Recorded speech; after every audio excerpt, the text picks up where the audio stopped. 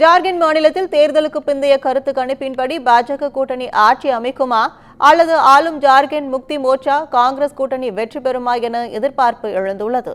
ஜார்க்கண்டில் மொத்தமுள்ள 81 தொகுதிகளுக்கு இரு கட்டங்களாக கடந்த 13 மற்றும் 20 ஆகிய தேதிகளில் வாக்குப்பதிவு நடைபெற்றது. மொத்தம் 2.60 கோடி வாக்காளர்களை கொண்ட இம்மாநிலத்தில் இரு கட்டங்களையும் சேர்த்து 67.74% வாக்குகள் பதிவாகின. கடந்த 2000 ஆண்டு ஜார்க்கண்ட் உருவானதிலிருந்து சட்டப்பேரவை தேர்தலில் அதிகபட்ச வாக்குப்பதிவு இதுவாகும். மாநிலத்தில் ஆளும் இந்தியா கூட்டணியில் ஜார்க்கண்ட் முக்தி மோர்ச்சா 43 தொகுதிகளிலும், காங்கிரஸ் 30 தொகுதிகளிலும், ராஷ்டிரிய ஜனதா தளம் 6 தொகுதிகளிலும், இந்திய கம்யூனிஸ்டின் மார்க்சிஸ்ட் லெனினிஸ்ட் 4 தொகுதிகளிலும் போட்டியிட்டன. தேசிய ஜனநாயக கூட்டணியில் பாஜக 68 தொகுதிகளிலும், அனைத்து ஜார்க்கண்ட் மாணவர் சங்கம் 10 தொகுதிகளிலும், ஐக்கிய ஜனதா தளம் 2 தொகுதிகளிலும், லோக் ஜனசக்தி ஓரிடத்தில் களம் கண்டன.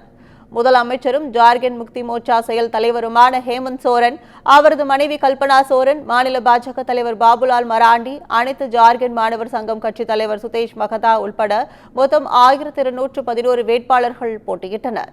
ஜார்க்கண்டில் ஆளும் ஜார்க்கண்ட் முக்தி மோர்ச்சா காங்கிரஸ் கூட்டணிக்கும் பாஜக தலைமையிலான தேசிய ஜனநாயக கூட்டணிக்கும் இடையே நேரடி போட்டி நிலவுகிறது.